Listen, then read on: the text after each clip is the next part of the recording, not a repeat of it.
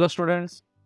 पिछले वीडियो में हमने देखा था कि किस तरीके से पैरेलल टू एक्सिस वन ए एसिम्पटोट्स को फाइंड आउट करते हैं और उनके निकालने के मेथड देखे थे और एग्जांपल्स देखे थे। अगर आपने वो वीडियोस नहीं देखे हैं तो आप ऊपर आई टैब पे क्लिक करके उन वीडियोस को देख सकते हैं।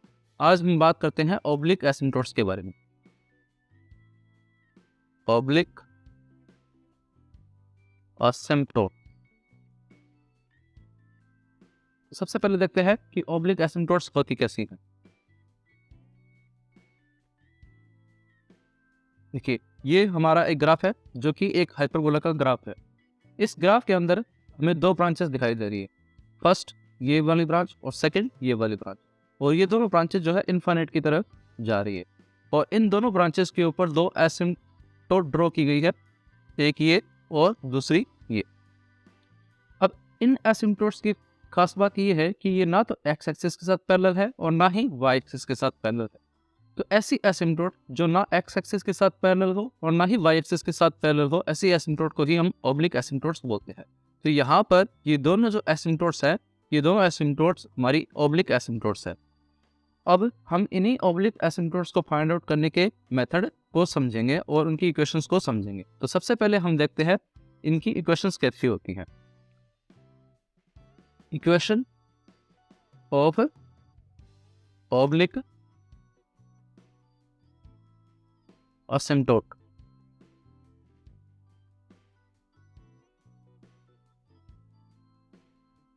देखिए, अब ये देखिए कि कोई भी एसिम्पटोट हो, चाहे पैरेलल वाली हो, चाहे ऑब्लिक हो, या कोई भी टाइप की एसिम्पटोट हो, सभी की सभी क्या होती है, स्ट्रेट लाइन ही होती है। और स्ट्रेट लाइन की इक्वेशन जो हम जानते हैं वो होती है y equal to M X plus C होती है। और यहाँ पर m जो होती है वो किसी भी स्ट्रेट लाइन की स्लोप होती है, और यहाँ पे c जो होता है वो होता है इंटरसेप्ट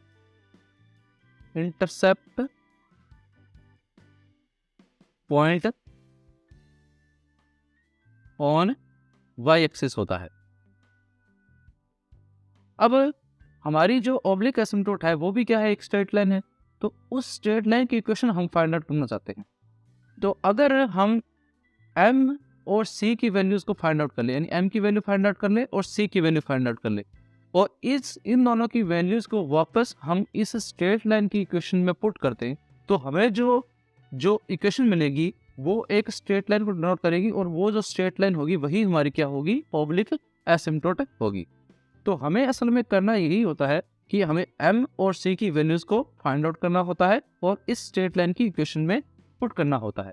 तो लेकिन इनको m और c को निकालने का एक प्रॉपर मेथड होता है, उस प्रॉपर मेथड को देखते हैं। तो method to find m and c।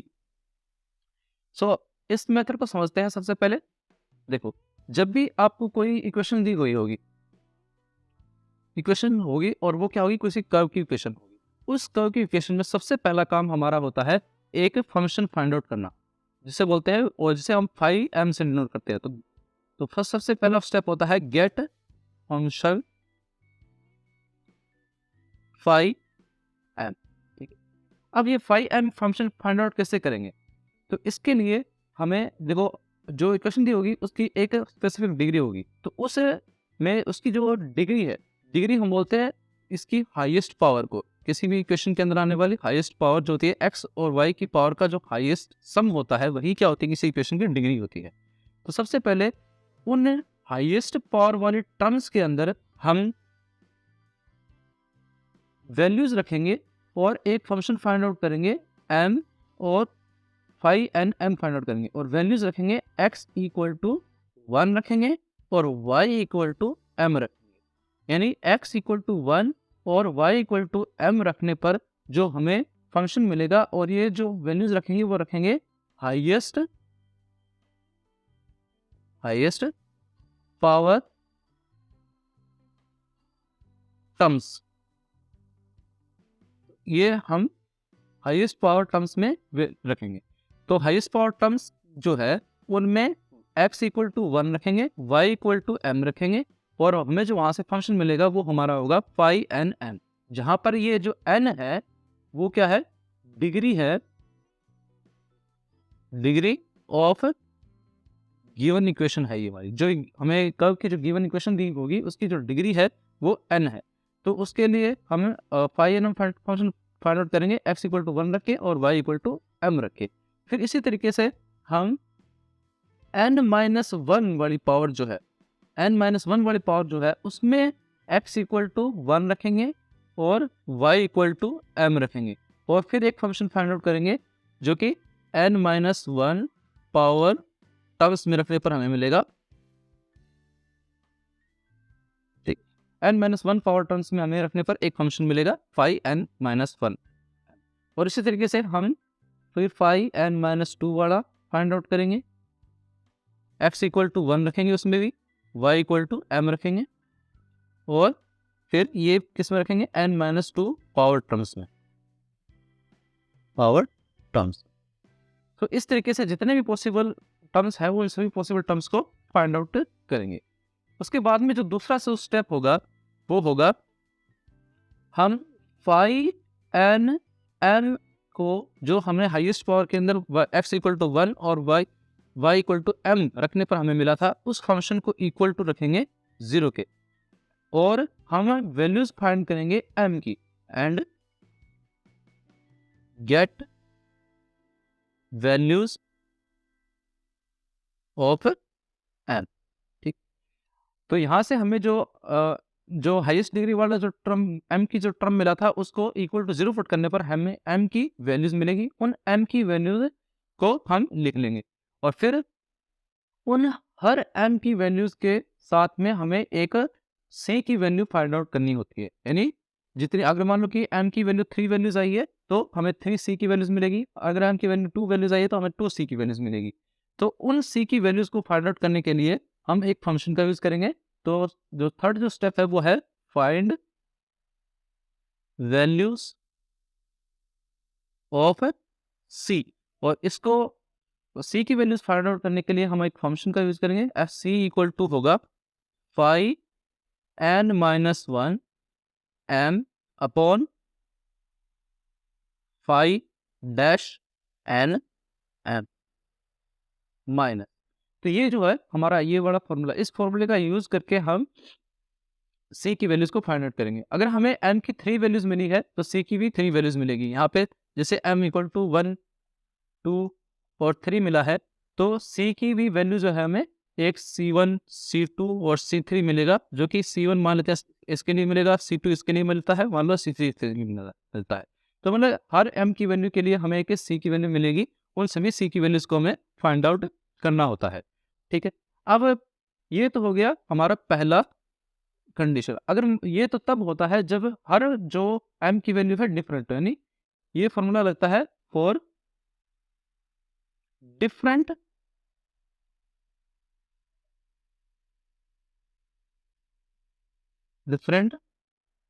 Values of, यानी m की अगर सभी वैल्यूज डिफरेंट है तो उसके लिए ये इस फॉर्मूले को अप्लाई करते हैं। लेकिन अगर हमारे पास जो फॉर्मूला है, अगर हमें m की जो वैल्यूज मिली है वो दो वैल्यूज सेम हो तो जो फॉर्मूला लगेगा c का वो फॉर्मूला होगा 1/2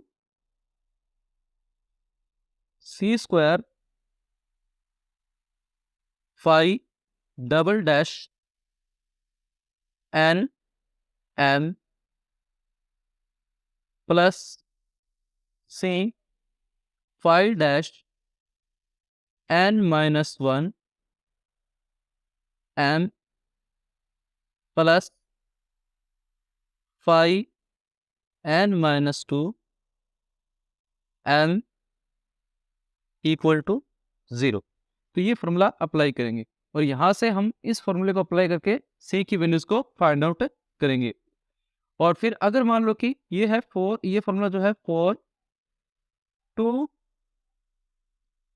सेम वैल्यूज ऑफ n, तो मतलब n की 2 वैल्यूज अगर सेम हो तो उसके लिए जो फॉर्मूला है c की वैल्यू फाइंड आउट करने का वो ये होता है, ठीक है, ये फॉर्मूला होता है। अब अगर हमें मान लो कि जो m की वैल्यूज मिली है वो 3 वैल्यूज सेम मिल जाए तो हमें जो फॉर्मूला यूज करेंगे वो होगा जो थर्ड फॉर्मूला है वो होगा c³ by 3 factorial 5 triple dash n n plus c² 2 factorial 5 double dash n minus 2 sorry n-1 आएगा n-1 m plus c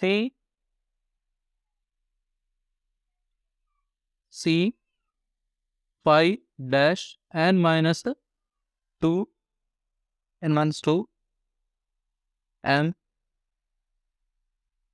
plus 5 n-3 m equal to 0। तो इस फॉर्मूले को अप्लाई करेंगे और इसी तरीके से अगर 4 वैल्यूज हम मिले m की और वो सेम हो तो इसी तरीके से ये टर्म्स जो आगे बढ़ती जाएंगी। यहाँ पे फिर c⁴ upon 4 factorial 5 4 dash n m आएगा। फिर इस तरीके से ये आगे बढ़ता रहेगा। सिमिलर तरीके से आप इन दोनों को मैच करके ये 4 वाला फॉर्मूला भी निकाल सकते हैं। सो इस तरीके से ये हमें मिलेगा। फिर उसके बाद में जो फोर्थ स्टेप है वो है हमें fourth step put values of m and c in y equal to mx plus c and get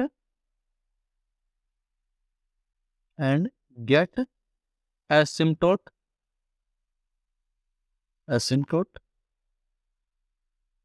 question. ठीक है, तो लास्ट स्टेप तो वही है कि हमें जो m और c की वैल्यूज मिली है और उन m और c की वैल्यूज को y equal to mx plus c में पुट कर देंगे और हमें जो इक्वेशन मिलेगी वही क्या होगी, हमारी एसिम्पटोट की इक्वेशन होगी। तो देखिए हमें क्या करना होता है, तो इसको थोड़ा सा एक बार फिर से देख लेते हैं इस मेथड को। तो सबसे पहले हमें एक इक्वेशन दी हुई होगी, उस इक्वेशन के अंदर हमें फंक्शन फाइंड आउट करने होंगे फाई के। तो उन फाई के फंक्शंस को इस तरीके से फाइंड आउट करेंगे, x इक्वल टू 1 रखेंगे, y इक्वल टू m रखेंगे। सबसे पहले रखेंगे हाईएस्ट डिग्री वाली टर्म्स के अंदर और वहाँ से जो हमें फाई का फंक्शन मिलेगा वो होगा हमारा फाई n n। फिर उसके बाद में जैसे फिर उसके बाद में एक कम डिग्री पावर वाला, यानी उससे जैसे मान लो कि 3 हाईएस्ट डिग्री जो है मान लो 3 है, हाईएस्ट पावर मान लो 3 है, तो उससे एक कम यानी 2 पावर्स वाली टर्म, उनमें क्या रखेंगे अपने x इक्वल टू 1 रखेंगे, y इक्वल टू m रखेंगे और फिर n-1 phi n-1 find out करेंगे। इसी तरीके से फाई n-2 फाइंड आउट करेंगे। फिर सबसे जो हाईएस्ट पावर टर्म्स के अंदर रखकर हमने जो फाइंड आउट किया था, फाई जो फंक्शन फाइंड आउट किया था जो कि ये वाला था, इसको हम 0 के इक्वल रखेंगे, 0 के इक्वल रखेंगे और फिर उससे हमें वैल्यूज मिलेगी m की, उन m की वैल्यूज को फाइंड आउट कर लेंगे। और फिर हर एक m की वैल्यूज़ के साथ में हमें c की वैल्यूज़ फाइंड आउट करनी होती है और वो जो c की वैल्यू है हमें इस फॉर्मूले से मिलती है। अगर m की 2 वैल्यूज़ सेम हो तो इस फॉर्मूले से c की वैल्यूज़ निकलेंगी और 3 वैल्यूज़ सेम हो तो इस फॉर्मूले से c की वैल्यूज़ निकलेंगी। उन सभी अब जो स्टेप 2, इस स्टेप 2 से m की वैल्यूज़ मिली है और स्टेप 3 से हमें c की वैल्यूज़ मिली है। इन स्टेप 1 और स्टेप 3 से जो हमें स्टेप 2 और स्टेप 3 से जो हमें m और c की वैल्यूज़ मिली है, उन m और c की वैल्यूज़ को हम इस इक्वेशन में रखेंगे और हमें जो इक्वेशन मिलेगी वो हमारी क्या होगी, एसिम्पटोट की इक्वेशन होगी। तो अब इसके थोड़े से क्वेश्चन देखते हैं और एग्जांपल करने की कोशिश करते हैं इस मेथड को यूज़ करते हुए। तो सबसे पहला जो हमारा एग्जांपल है वो है x³ plus 2x² minus xy² minus 2y³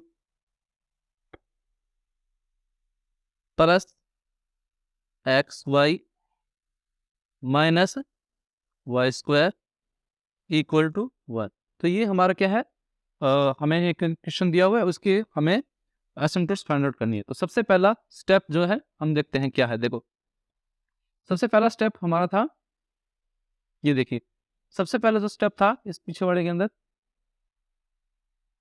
gate function phi, मतलब हमें फाई फंक्शन फाइंड करना है। कैसे फाइंड करेंगे, x इक्वल टू 1 रखेंगे, y इक्वल टू m रखेंगे। तो यही करते हैं। तो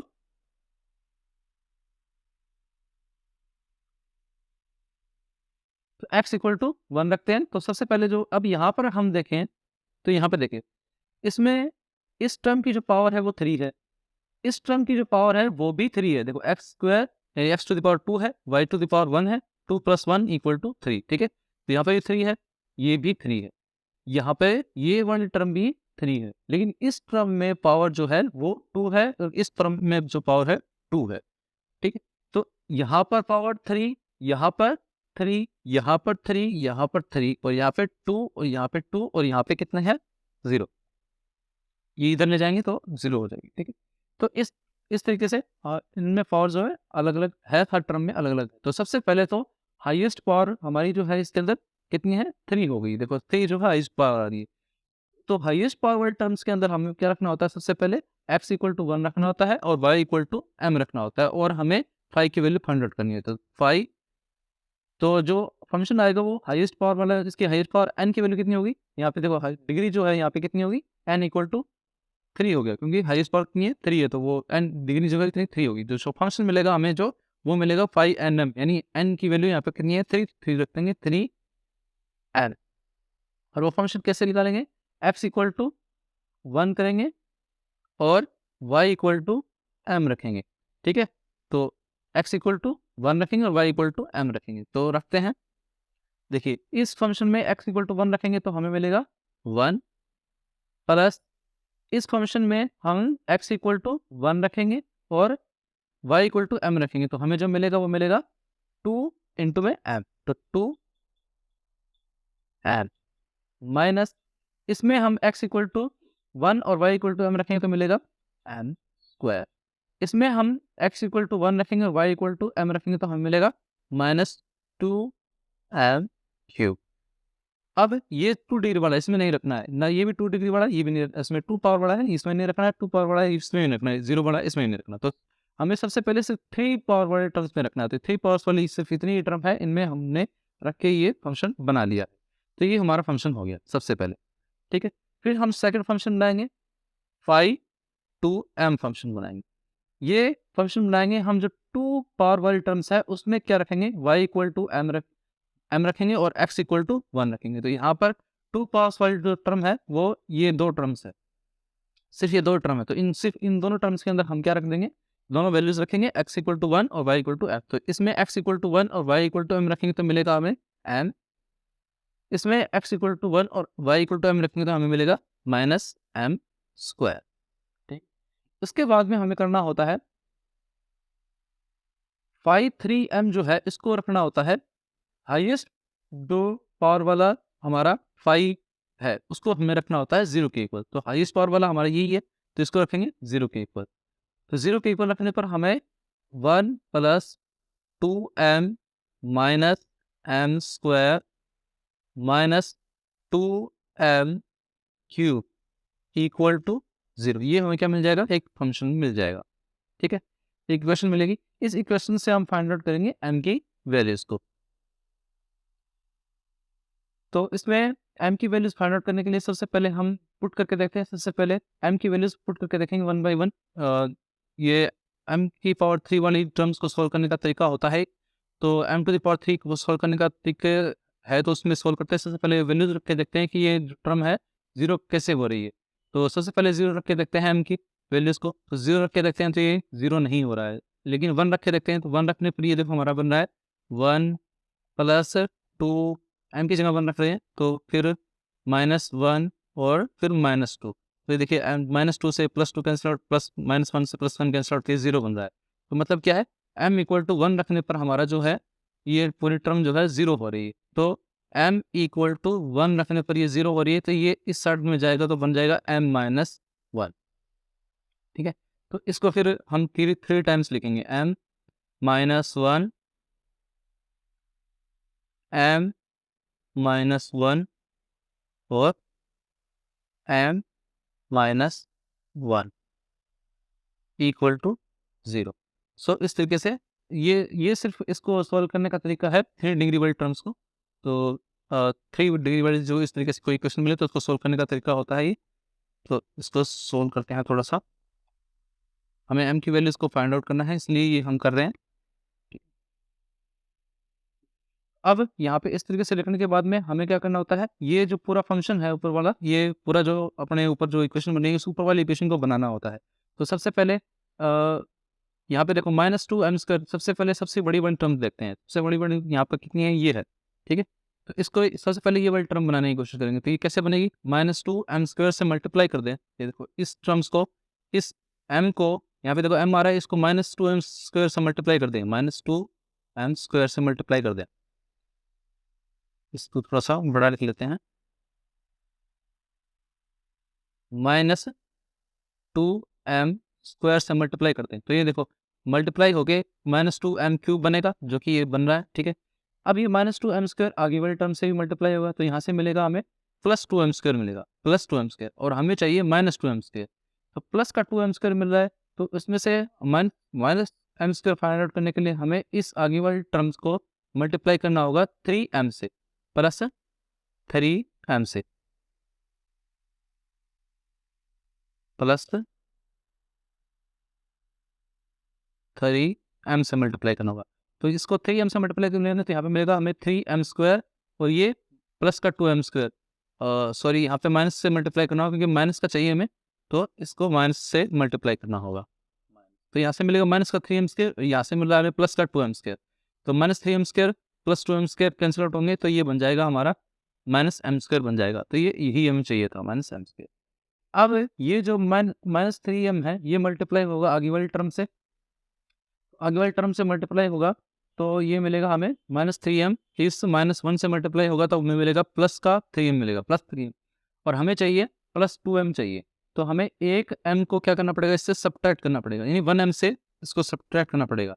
तो हमें ये जो m 3m की वैल्यू मिली है वो प्लस में मिली है, और हमें प्लस में ही चाहिए, तो -1 से मल्टीप्लाई कर देंगे इसको। तो -1 से मल्टीप्लाई करेंगे तो यहाँ से प्लस का 3m, और यहाँ से माइनस का m, तो प्लस का 3m माइनस का m कितना होगा, प्लस का 2m होगा, तो हो जाएगा। अब -1 इससे मल्टीप्लाई होगा तो इससे मिलेगा हमें +1, और यहाँ से देखो +1 बन रहा है, तो +1 ही चाहिए था। तो इस तरीके से हम इस वाले टर्म को भी फाइंड आउट कर लिया और इस वाले टर्म को भी फाइंड आउट कर लिया। तो ये जो फंक्शन है ये इस तरीके से बनेगा, ठीक है। अब हमें क्या करना होता है, इन सभी टर्म्स के अंदर से, जैसे ये फर्स्ट टर्म है, ये सेकंड टर्म है, ये थर्ड टर्म है, इन सभी टर्म्स में m-1 कॉमन आ रहा है, तो m-1 कॉमन ले लेंगे, m-1 कॉमन ले लेंगे, अंदर बनेगा हमारा -2m² -3m -1 इक्वल टू 0। अब ये जो फंक्शन बना है हमारा, ये जो इक्वेशन बनी है, इस इक्वेशन, ये तो देखो ये क्वाड्रेटिक इक्वेशन है, इस क्वाड्रेटिक इक्वेशन को हम आसानी से सोल्व कर सकते हैं, इसको भी हम इसी तरीके से बना सकते हैं। तो सबसे पहले तो इसमें से ये जो माइनस आ रहा है उस माइनस को कॉमन ले लेते हैं और इस तरफ ले जाते हैं, तो ये बनेगा हमारा m-1 और 2m² plus 3m plus 1 equal to 0। अब 2m² प्लस 3m प्लस 1 है, इसको सॉल्व करेंगे।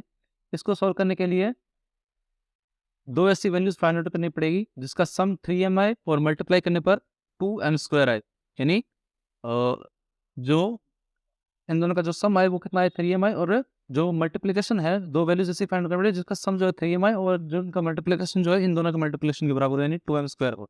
तो ऐसी जो वैल्यू होती है वो 2m और m होगी, तो 2m और m होगी, उन दोनों वैल्यूज को रखेंगे। तो m-1 2m² plus 2m plus m plus 1 equal to 0। यहाँ से देखें 2m प्लस 1 3m बनेगा और इन दोनों का मल्टीप्लिकेशन 2m² बनेगा, ठीक है। इन दोनों में से जो कॉमन आ रहा है वो कॉमन ले लेंगे, m-1, इन दोनों में से जो कॉमन आ रहा है वो 2m कॉमन आ रहा है, 2m कॉमन आ रहा है, और यहाँ बनेगा 2m कॉमन लेने के बाद में m, यहाँ पे बनेगा +1। इन दोनों में जो कॉमन आ रहा है वो क्या आ रहा है, +1 कॉमन आ रहा है, तो +1 कॉमन ले लेंगे और यहाँ बनेगा m प्लस 1 और इक्वल टू 0, ठीक है। अब इन दोनों टर्म्स में से हमारे पास जो कॉमन आ रहा है वो m+1 है, तो m+1 कॉमन ले लेंगे, तो m-1 ये पहले से हमारा चल रहा है, तो m+1 कॉमन ले लेंगे, m+1, और अंदर बनेगा 2m प्लस 1 इक्वल टू 0। अब यहाँ से हमें जो वैल्यूज मिली है वो मिली है m की वैल्यूज, m इक्वल टू 1 -1 और -1/2। ये 3 वैल्यूज हमें मिल जाएगी m की। इन सभी वैल्यूज को, अब ये m की 3 वैल्यूज मिली है, इन m की 3 वैल्यूज के हर एक वैल्यूज के साथ के लिए हमें c की वैल्यूज को फाइंड आउट करना पड़ेगा। यानी m इक्वल टू 1 के लिए, m इक्वल टू -1 के लिए और m इक्वल टू -1/2 के लिए, इन सभी के लिए हम क्या करना पड़ेगी, c की वैल्यूज को फाइंड आउट करना पड़ेगा। तो इसके लिए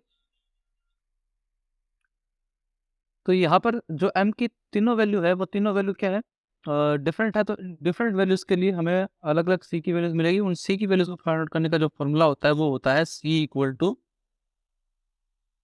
-5n -1 होता है। यहाँ पे n-1 आएगा, n-1 होता है और m होता है अपॉन 5 3 नहीं, यहाँ पे m लिख लेते हैं फिलहाल।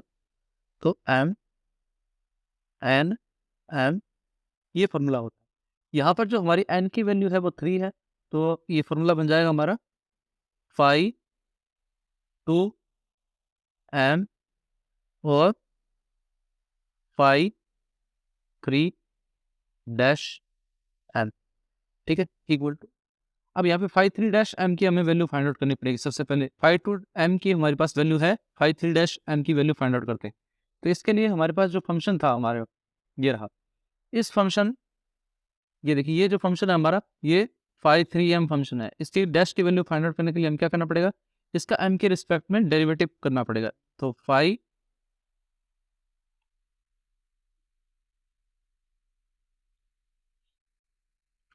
m की वैल्यू फाइंड आउट करते हैं। तो 5 m की वैल्यू फाइंड आउट करने के लिए 5 3 m की वैल्यू फाइंड आउट करने के लिए इसका क्या करना पड़ेगा, डेरिवेटिव करना पड़ेगा m के रिस्पेक्ट में। 1 का डेरिवेटिव m के रिस्पेक्ट में 0 होगा, इसका 2 होगा, फिर -2m, फिर -6m²। यहाँ पे 1 का डेरिवेटिव, इस पूरे फंक्शन का आपने डेरिवेटिव किया है m के रिस्पेक्ट में, तो 1 का जो हो गया 0 हो गया, 2m का हो गया 2 और -m² का -2m हो जाएगा और -2m³ का -6m² हो जाएगा। ठीक है, तो इस तरीके से हमने इसकी वैल्यूज भी फाइंड आउट कर ली। अब ये दोनों वैल्यूज, इस 5 की वैल्यू को और इस 5 की वैल्यू को और इस 5 3 इन दोनों की वैल्यूज को हम उसमें पुट कर देंगे हमारे फॉर्मूले में। तो ये हमारा बनेगा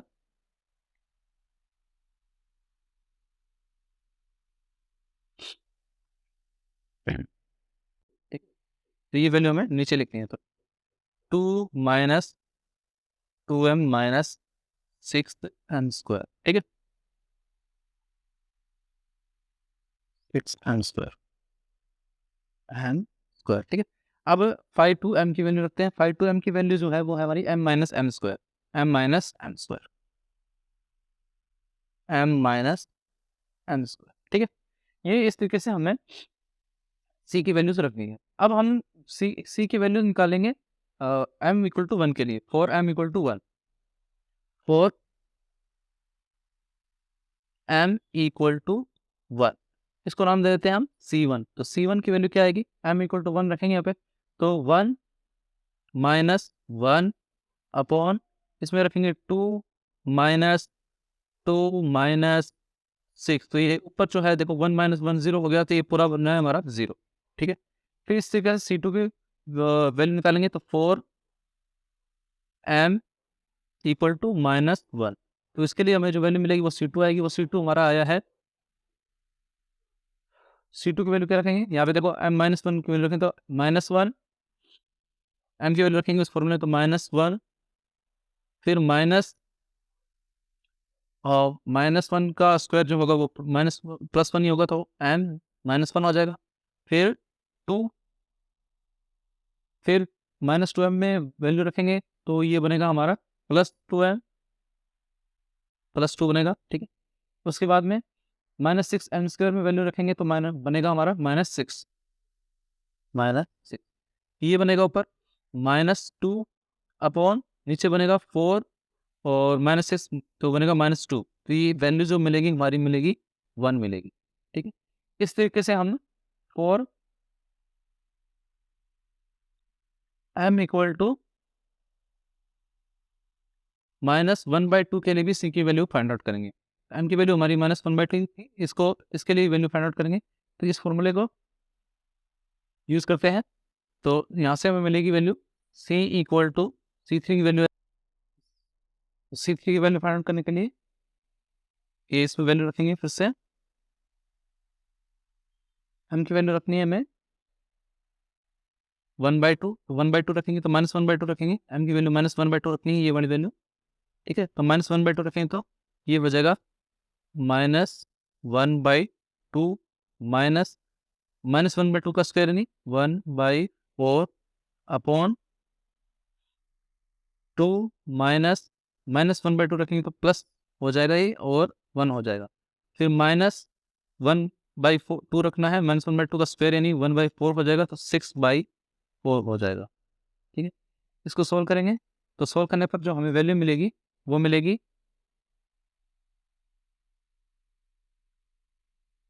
1/2। तो इसको सोल्व करने पर हमें जो वैल्यू मिलेगी 1/2 मिलेगी। ठीक है, तो इस तरीके से हमारे पास 3m की वैल्यूज़ के साथ में 3c की वैल्यूज़ आ गई है। तो इसको थोड़ा सा लिख लेते हैं।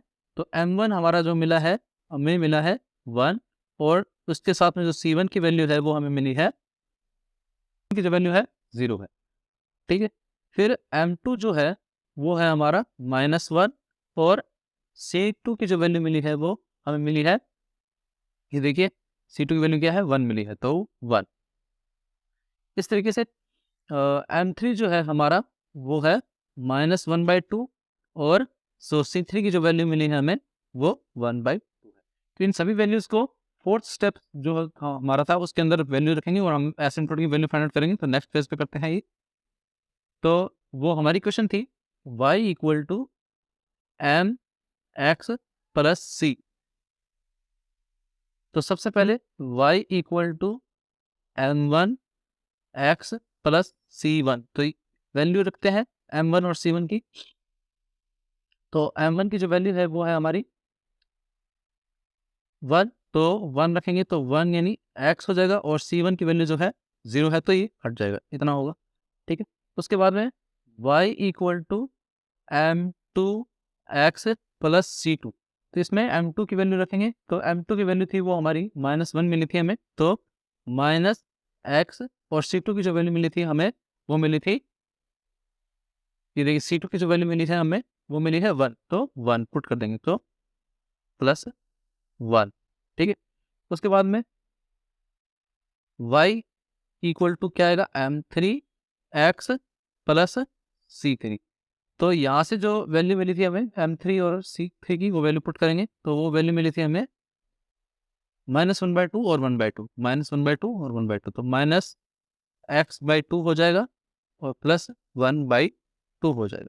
सो इस तरीके से हमें 3 जो है एसिम्प्टोट की इक्वेशन मिली है, y equal to x, y equal to -x plus 1 और y equal to -x/2 plus 1/2। तो ये इस तरीके से हम एसिम्प्टोट की वैल्यूज़ को फाइंड आउट करते हैं और ये तीनों जो है ऑब्लिक एसिम्प्टोट है। तो इस तरीके से हम ऑब्लिक एसिम्प्टोट्स को फाइंड आउट करते हैं।